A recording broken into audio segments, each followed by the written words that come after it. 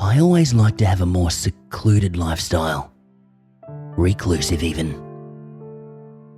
It's not that I have social anxiety or anything, it's just that I'm not a people person.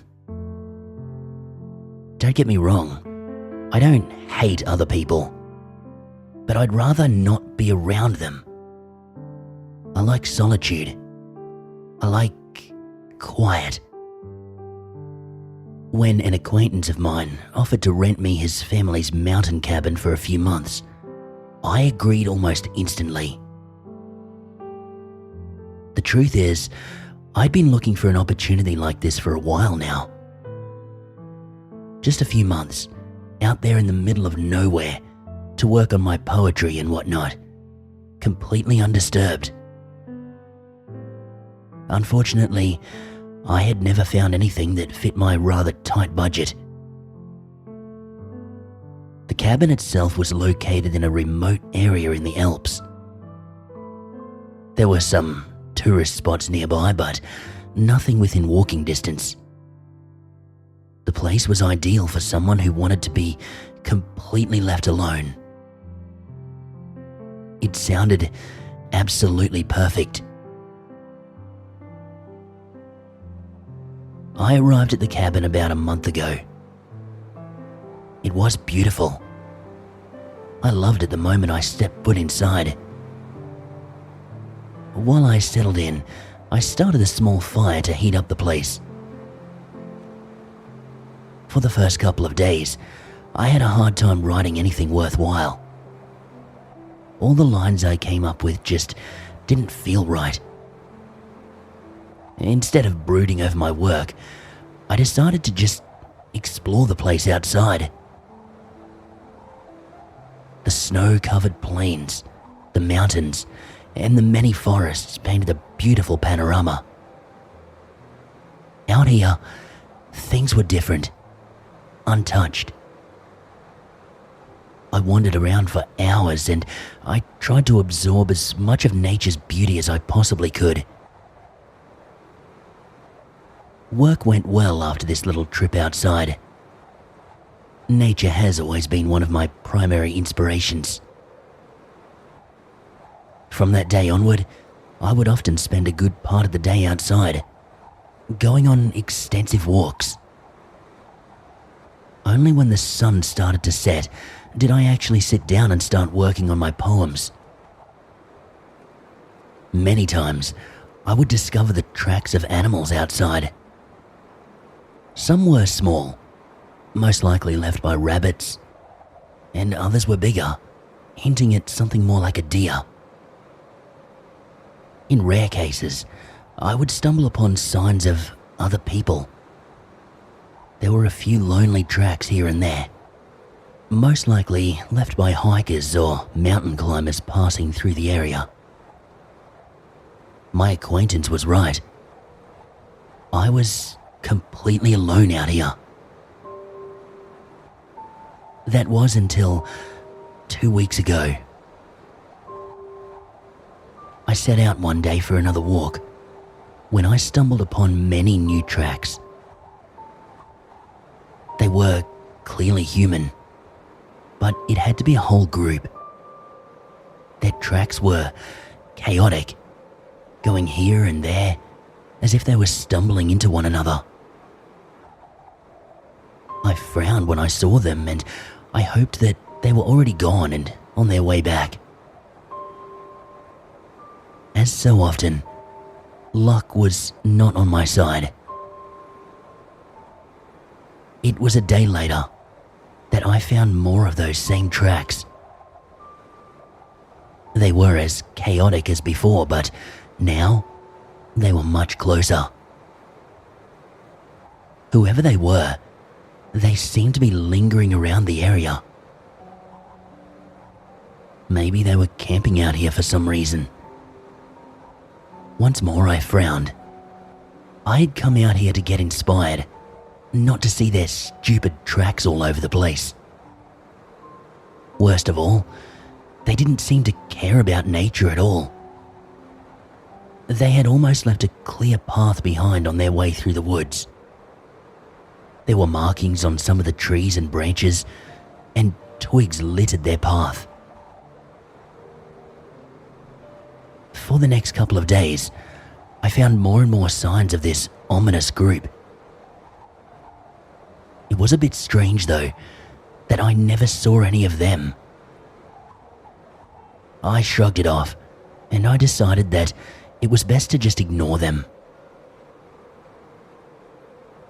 When the noises started, though, that became very difficult.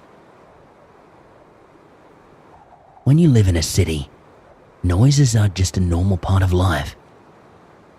You know instinctively that it's your neighbor or kids playing outside.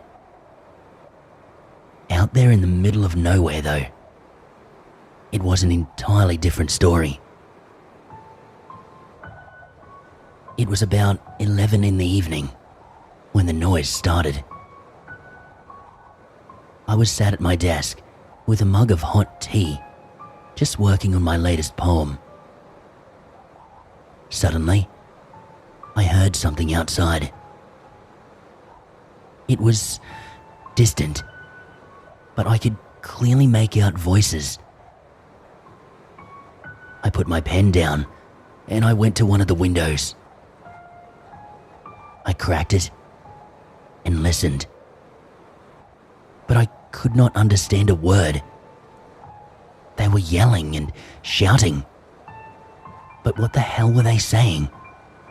And what the hell were they up to? For a moment, I thought about yelling out into the darkness, but then I decided it was better to lay low. I had no idea how many were out there, or what their intentions were. The noise went on for a while longer, before thankfully it died down.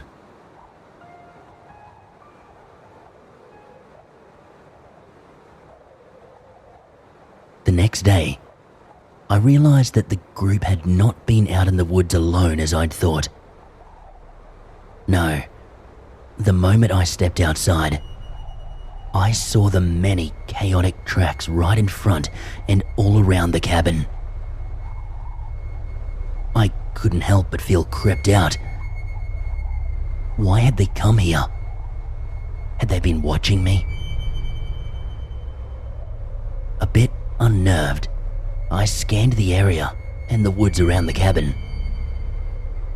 Was someone out there right now? I quickly ran back inside.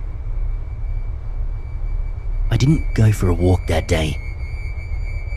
For the first time since I'd arrived, I realized that I was completely isolated. There was no one nearby at all. For a moment, I thought about calling the police, but honestly, what would I tell them? That I found a bunch of tracks outside in front of a cabin? Yeah, right. They'd tell me to call back again if something actually happened. No way they'd come up here because of a few random tracks. I was antsy all day, but when the sun set, I started to get more and more anxious. I tried to work, but the thought of someone watching the cabin made it almost impossible. Instead, I just paced around, eyeing the area outside from the various windows. But I saw nothing. It was late in the evening when I heard the noise again. Once more, I cracked the window and I listened. There were steps outside, many of them, as if the group was rushing through the snow. They were so close to the cabin now. A few times, I saw someone move outside, but it was just a bit too far away, hidden by the darkness of the night. As I listened to their yells and shouts, it almost felt as if they were circling the cabin, Were they trying to find a way inside? I rushed to the front door, making sure it was locked, and then checked all the windows. During all this time, the frantic movement and the shouting outside continued. Finally, I'd had it, and I called the cops. I told them exactly what was going on, and that I was scared they might break into the cabin. It was about half an hour later that I saw the distant headlights of the police car. As soon as the car got closer, the shouting stopped, and the footsteps turned into nothing more than a faint echo. The annoyance of the two police officers was evident as soon as I opened the door. I could imagine they weren't all too happy to be out here in the middle of the night. I invited them inside and I poured them each a cup of tea, but they didn't touch it at all. I carefully explained to them what had happened. The two of them listened, and I could soon see that their annoyance shifted to concern. After I'd finished, I led them outside and, with their flashlights, they scanned the area. There were so many tracks here now. It was almost as if all the snow around the cabin had been flattened. I could hear one of them grumbling something about damned tourists before they told me they'd have a look around the area. I thanked them multiple times and returned back inside.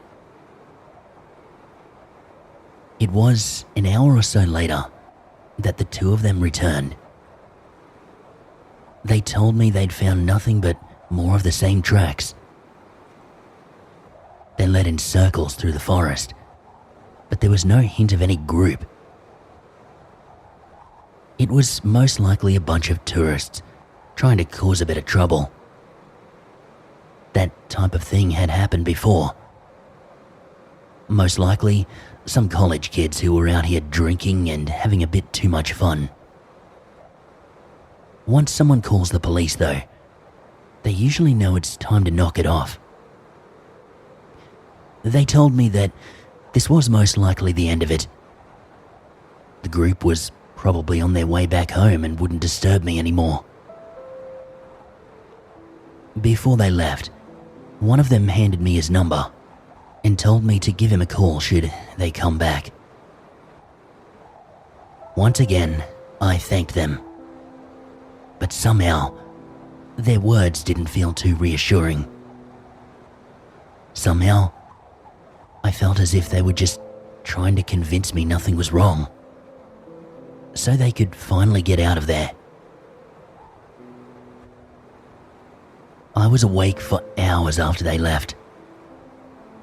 Only when morning came did I feel comfortable enough to go to sleep. When I got up, I thought about packing my things and leaving. But then I told myself that this stay here had been something I'd looked forward to for years. Why should I let a bunch of stupid college kids ruin it for me? No, I decided to stay. But by now, I really wish I'd left. I really, really wish I had. For the whole day, I went from window to window, just watching the woods outside. Eventually, I ventured out myself to have a look around the cabin. Who knows, maybe they were hiding nearby. The only thing I found was the tracks from last night. By now, they were almost completely buried under the new snow. I couldn't even think of my work anymore. My mind was entirely absorbed by just watching outside. As day turned to night, I hoped that the police had been right. Time passed, and soon midnight had come without any noise happening. I guess it was true. The police must have scared them away. I had finally calmed down and was about to put some tea on when I heard something. It was the sound of footsteps in the snow. So many of them, as if dozens of people were out there. How big was this damned group? I was about to call the police again when something heavy hit the cabin. What the hell was going on out there? What were these assholes doing? I rushed over to one of the windows, but I only caught a glimpse of someone staggering off into the darkness. I waited to see if they'd be back, but soon there was another loud bang from the other side of the cabin. The shouting started again. No, a better description would be the screaming. They sounded different now. Before, they had seemed excited, but now they sounded agitated, almost terrified. For a moment, I just stood there, shivering. What the hell was going on out there? Once more, I heard loud screams. This time, it was almost as if someone was calling for help. Were they trying to trick me?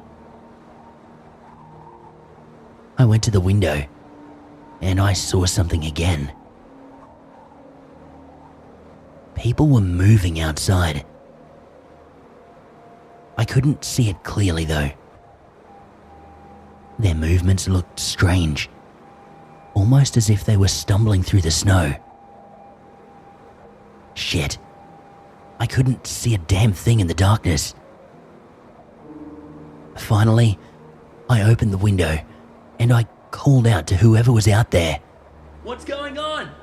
Are you okay out there? I pulled my head back inside as the source of the noise revealed itself and began moving towards me.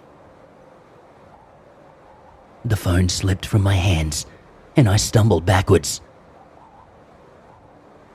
What was out there was indeed a group of people, or something resembling one.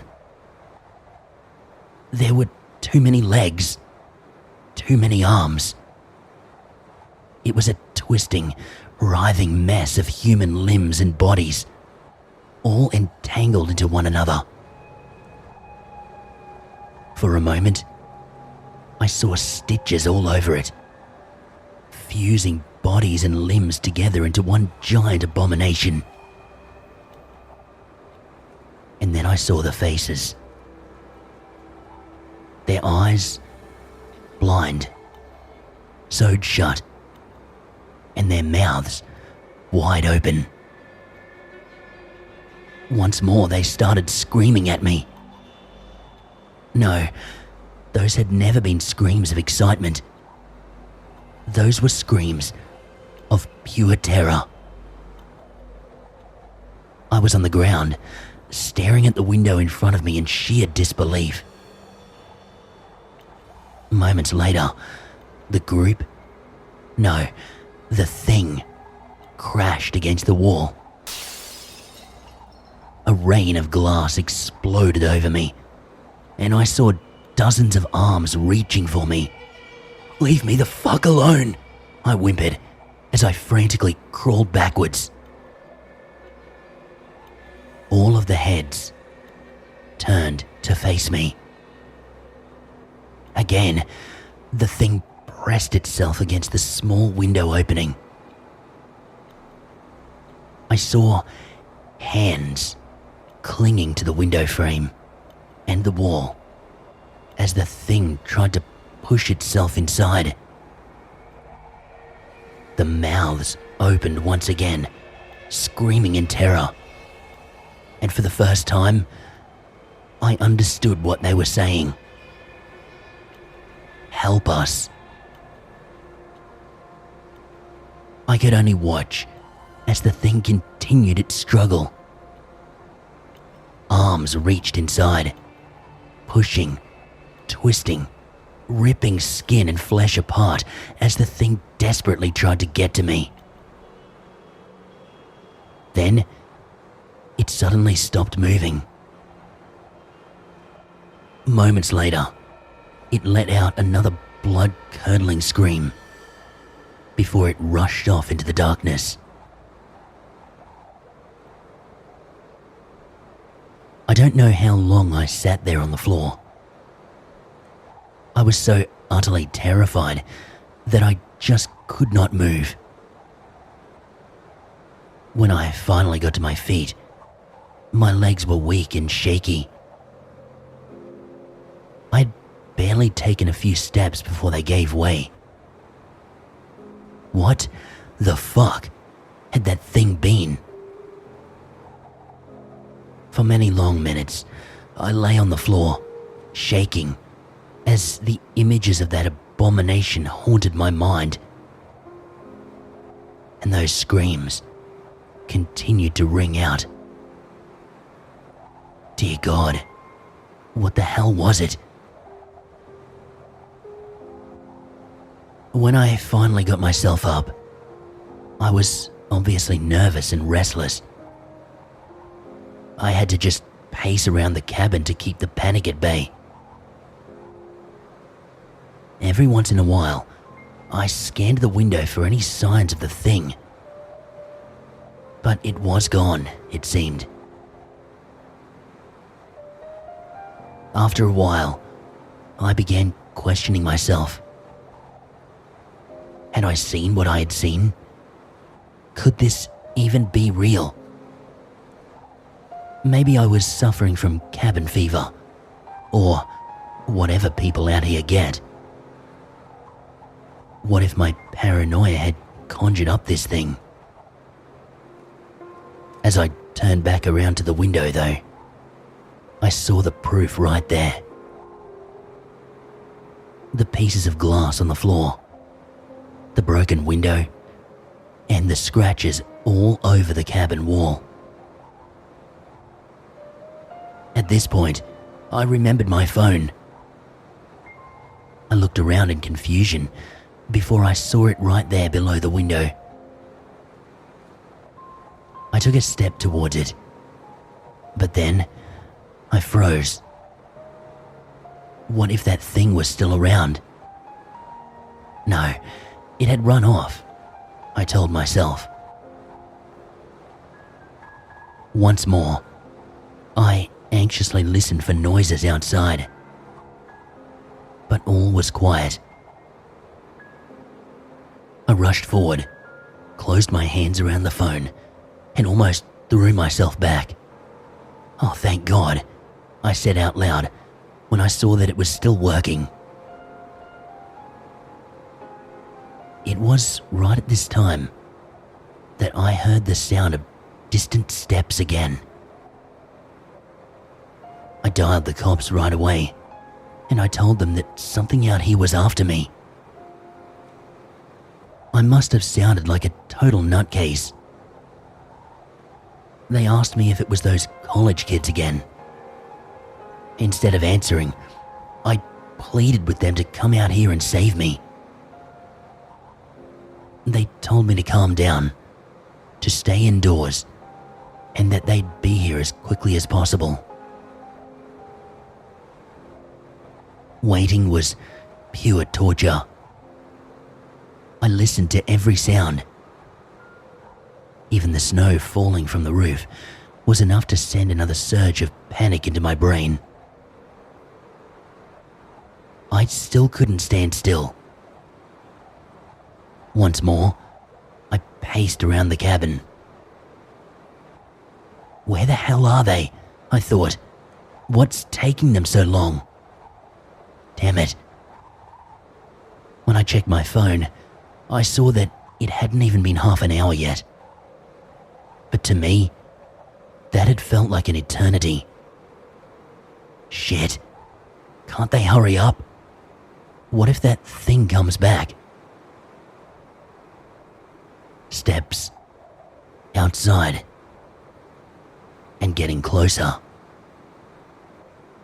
These weren't those of multiple legs. They weren't frantic and chaotic. They were slow, deliberate. Please tell me that's the police. Please. Suddenly, I heard something on the wall of the cabin. It was as if something metallic was slowly scratching alongside the wall outside. I almost flipped out when I heard it. This was not normal. I cowered in fear at the sound, and I closed my eyes. Make it go away. Please, make it go away. I was ripped from my terror by a knock on one of the intact windows of the cabin. The police. They finally made it. When I turned towards the window, though, the blood froze in my veins. Two huge, yellow eyes were staring at me, and long, bony fingers were still knocking against the glass. This was not the police. This was not human. It was a giant, hulking figure that leaned down to look into the cabin. When I saw its face, I was reminded of those masks that plague doctors wore. But it was no mask. It was a grown together mess of skin, flesh, and bone. For a moment, its head moved away, and I saw that it was holding something long and thin in its hand. Was that a giant needle? Suddenly, I heard a car driving up to the cabin. In an instant, the giant figure cocked its head at the source of the noise, and with heavy steps, it walked off into the direction of the police car. Moments later, the frantic sway of the headlights reached the front windows of the cabin. I stumbled forward as I heard the screams of the two police officers. Gunshots cut through the night, followed by the crunching of metal as the giant figure peeled the two men from the car. In horror, I watched as it scooped them up in its hand. I waited for it to crush them, but instead, it smiled and brought the needle to its mouth. Moments later, it pressed it into the flesh of the first man. When the screams of agony and terror reached my ears, the figure began to giggle. It was a high-pitched, distorted sound. For a moment, that terrible face turned and smiled at me. And then, it quietly walked off into the woods, sewing the two men together in its grasp, stitching them to one another. This was an hour ago. Since then, I started writing this all out to keep myself from giving in to utter despair. This was supposed to be a little getaway to work on my poetry, but it has turned into an absolute nightmare. Countless times, I've thought to make a run for it, but that thing is still out there. I can still hear its steps as it circles the cabin. There are still the screams of the 2 police officers. I know that this damned monstrosity is teasing me, preying on me, watching me. The night is still young, and before it is over, I know that this thing will be back.